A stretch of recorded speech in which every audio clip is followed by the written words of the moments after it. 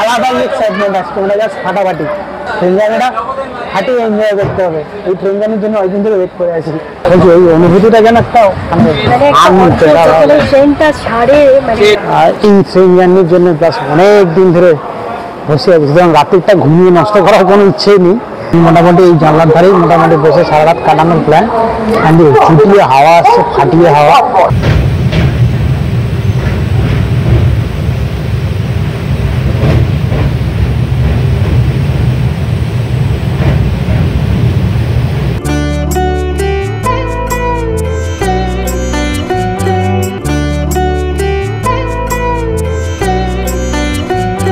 Hello everyone, সবাইকে স্বাগত একটা নতুন ব্লগে। আশা করি সবাই ভালো আছে, সুস্থ আছো। আমরাও ঠিকঠাক আছি না, আজকে একদম ফাটাফাটি আছি, ভালো আছি, মানে অসাধারণ আছি।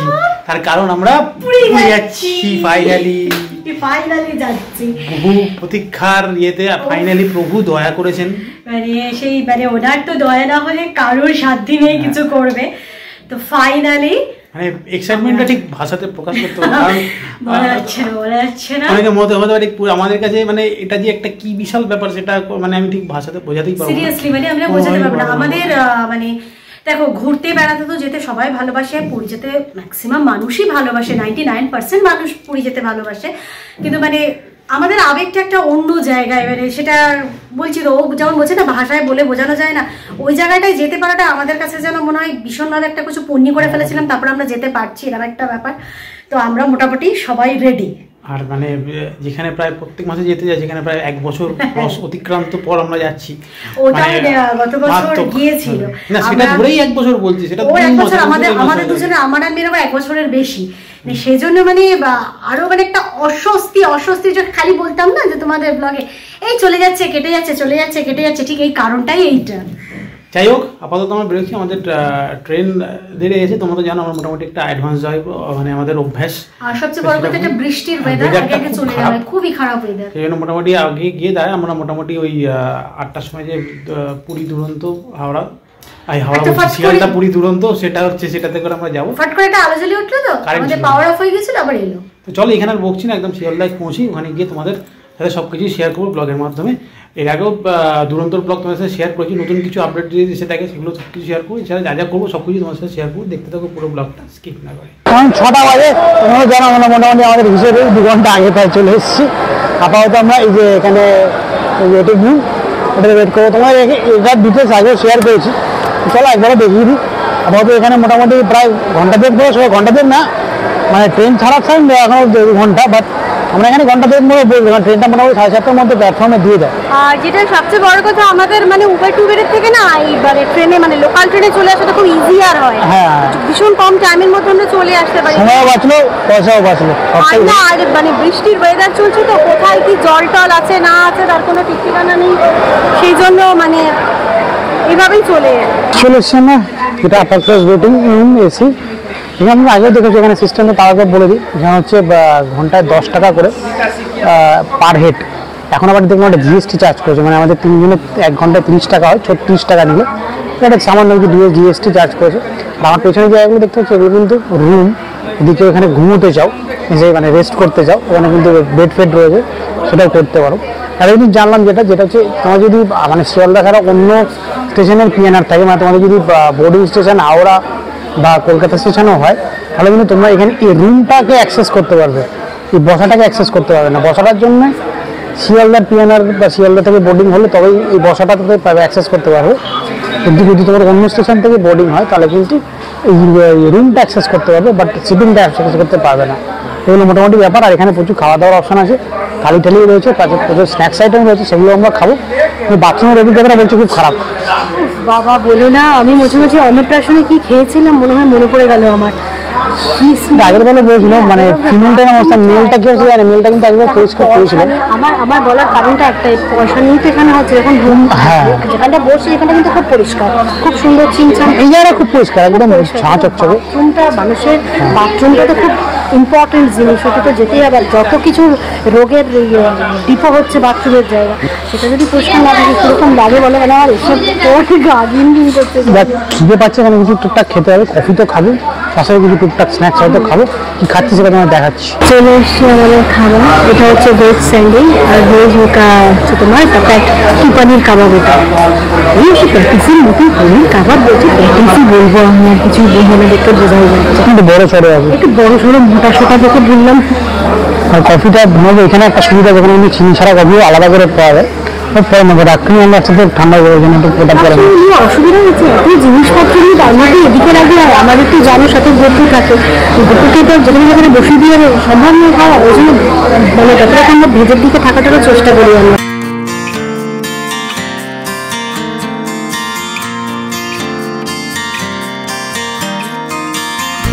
এখন 7:15 চলে এসেছি আমরা প্ল্যাটফর্মে, ট্রেনও দিয়ে দিয়েছে, কিন্তু ট্রেনটা এখনো ভেতরে কোনো লাইট ফ্যান কিছু জ্বালায়নি। আমাদের এমনিতে S5 মানে স্লিপার হচ্ছে আমাদের কোচ, আমরা যেহেতু নন এসিতে যাচ্ছি সেজন্য এখনো উঠতে পারছি না ভেতরে, কারণ এসি হলে ভেতরটা পুরো অন্ধকার, লাইট ফাইট জ্বালাইনি এখনো ট্রেনে, যেন এখন দাঁড়িয়ে আছি পুরো, মানে অনেকটা অ্যাডভান্স দিয়ে দিয়ে লাইট ফাইট কিছু জ্বালায়নি। যাই করি উঠবো, ভেতরে যে লাইট ফাইট গুলো রাখি সেট ফেট করি, তারপরে মোটামুটি এখনো প্রায় 45 মিনিট মতো বাকি ট্রেন ছাড়তে। 7:40 মিনিট হয়েছে, বাইরেটা এসে বসলাম, বাইরে লাইটটা নেই, ভিতরে লাইট ফাইট দিয়ে ফ্যান ফ্যান চালিয়ে সিটটা বসেছে, সিট এদিক ওদিক করা ছিল সেগুলো করতে রয়েছে মোটামুটি। এবার তোমাদের সাথে ট্রেনের একটু ইনফরমেশন দিয়ে রাখি।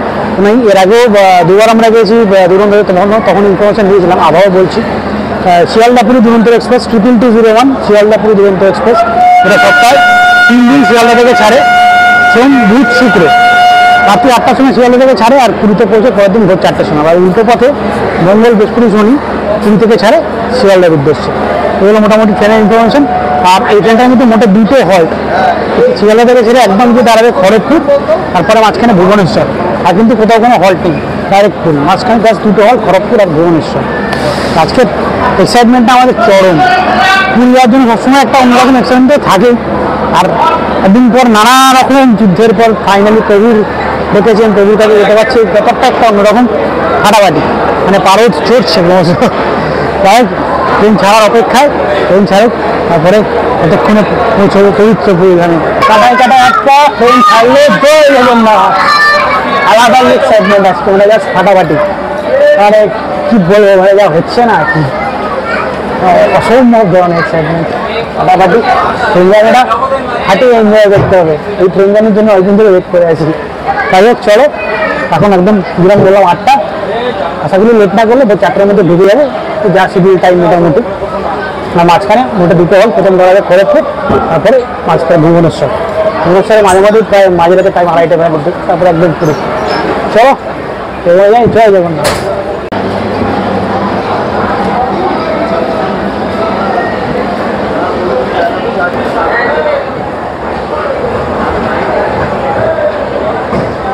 আমরা বসে পড়ছি, আপাতত আমাদের একটু ছাড়া ছাড়া সিট ছিল। ফাইনালি রওনা দিলাম পুরীর পথে, যাত্রা আমাদের শুরু হোক। বলছি ওই অনুভূতিটা যেন একটা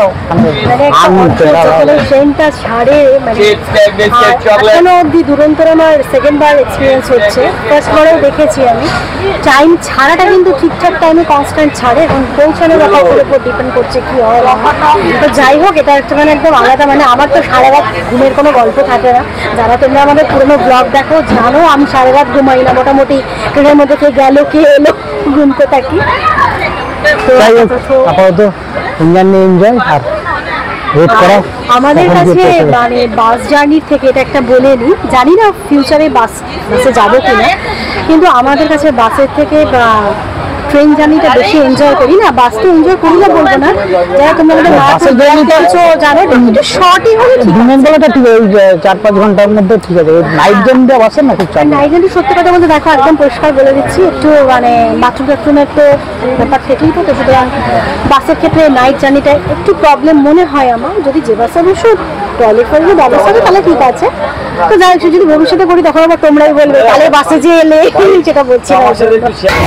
ছাড়ার সময় গেট বন্ধ হয়ে যায়, কিন্তু স্লিপারও যথেষ্ট সিকিউরভাবে চলে, সবসময় গেট ফেট বন্ধ হয়, কিন্তু ওপেন লেগে চলার কোনো ব্যাপারই নেই। স্লিপারে কিন্তু অলওয়েজ গেট ফেট বন্ধ থাকে। আমি ওয়াশরুম থেকে ঘুরে আসলাম, ওয়াশরুমটা মোটামুটি ক্লিন আছে, একটু সুগন্ধ বেরোচ্ছে, মোটামুটি ক্লিন আছে, এর থেকে বেশি এক্সপেক্ট করা যাবে না।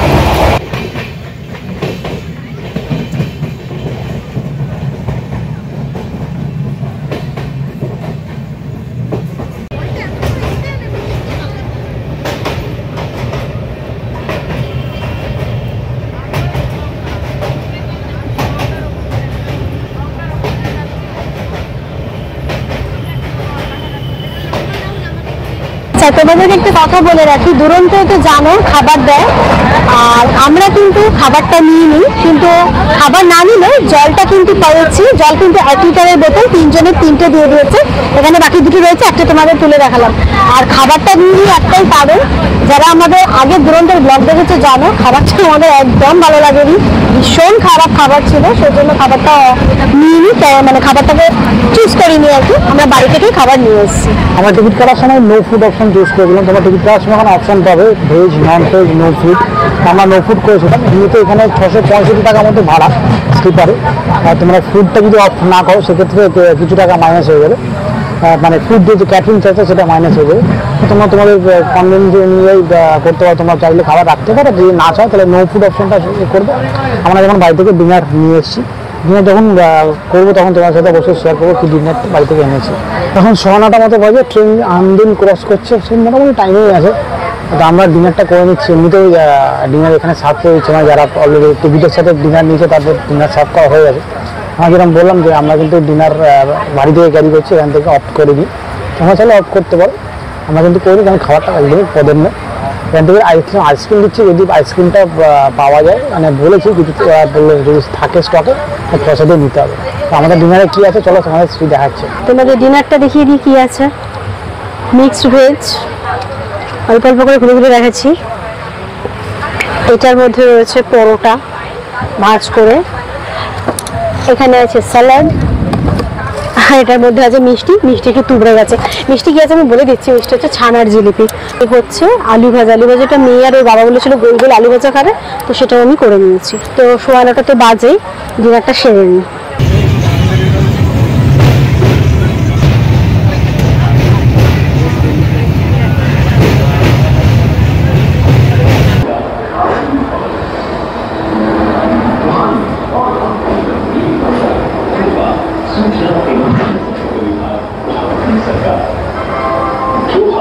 এখন 10:30 চলে এসেছি খড়গপুর, শিয়ালদাপুর দুরন্তর প্রথম স্টপেজ। মাত্র 2টো স্টপেজ তোমাদের বললাম, এটা প্রথম স্টপেজ, এরপর আগে ভুবনেশ্বর প্রায় 2:30টার সময়। আমাদের ডিনার ফিনারটা হয়ে গেছে, তোমাদেরকে দেখালাম। এবারে মোটামুটি সবাই শুয়ে টুয়ে পড়েছে, খড়গপুর থেকে কিন্তু অনেকে বোর্ড করছে, দেখো লাইন দিয়ে অনেকে ঢুকছে। তো এবার মোটামুটি শুয়ে পড়েছে, আমি শোবো না, মোটামুটি বসে থাকারই প্ল্যান আছে আজ এই ট্রেন জার্নির জন্য। প্লাস অনেক দিন ধরে বসে আছে, সুতরাং রাত্রিটা ঘুমিয়ে নষ্ট করার কোনো ইচ্ছেই নেই, বসে বসেই যাবো। আমাদের পাশাপাশি 2টো সাইড লোয়ার আর একটা অন্যদিকে পড়েছিল মিডিল, ওটাকে চেঞ্জ করে আপার করে নিয়েছি।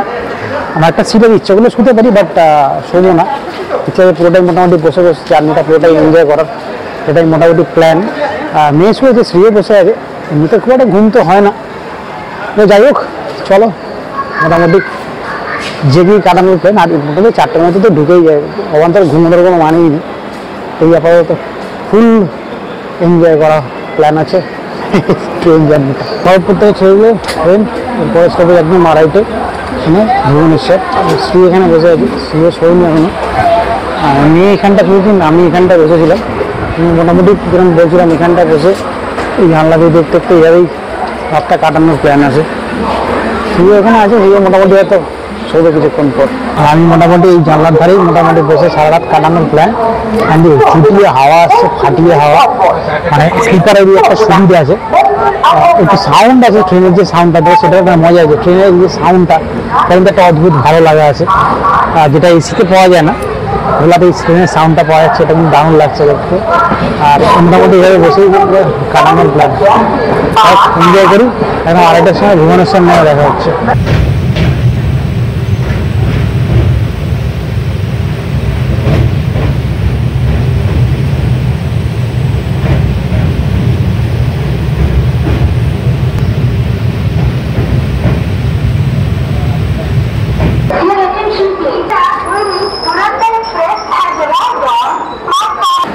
এখন 3:10 চলে আসলাম ভুবনেশ্বর। ট্রেন মোটামুটি মিনিট 20 মতো লেট চলছে, পরেই পুরী।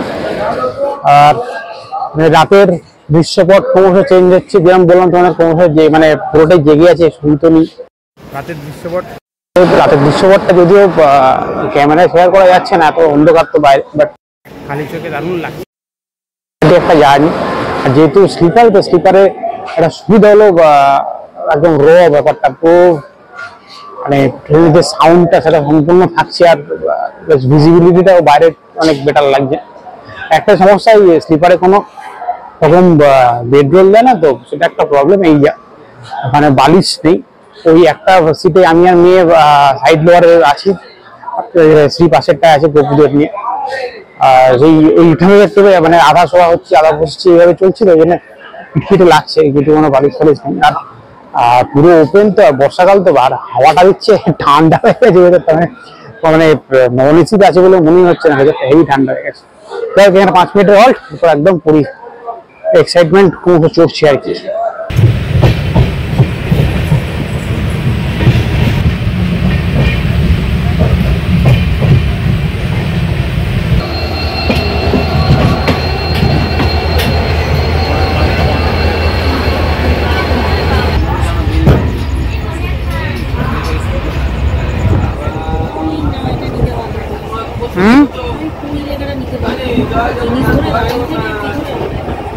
বেশ 4টে বাজে এসে পৌঁছলাম পুরী মানে ফাটাফাটি এক্সপ্রেস, মানে আর ট্রেনটা তো ভীষণ ভালো এসেছি, মানে জার্নিটা দারুণ ছিল। মানে এতটুকুনি নন এসি বলে গরম, উল্টে প্রায় অনেক মানুষের গায়ে চাপা দিচ্ছে, এত ঠান্ডা, মানে ন্যাচারাল এসি তো ওই জন্য মানে এত ঠান্ডা, মানে আমি তো দুটোর একটা জানলার নামিয়ে দিতে হলো, ভীষণ হাওয়া চলে আসে, মাথাটা ভার হয়ে আসে, জার্নিটা অসাধারণ হয়েছে।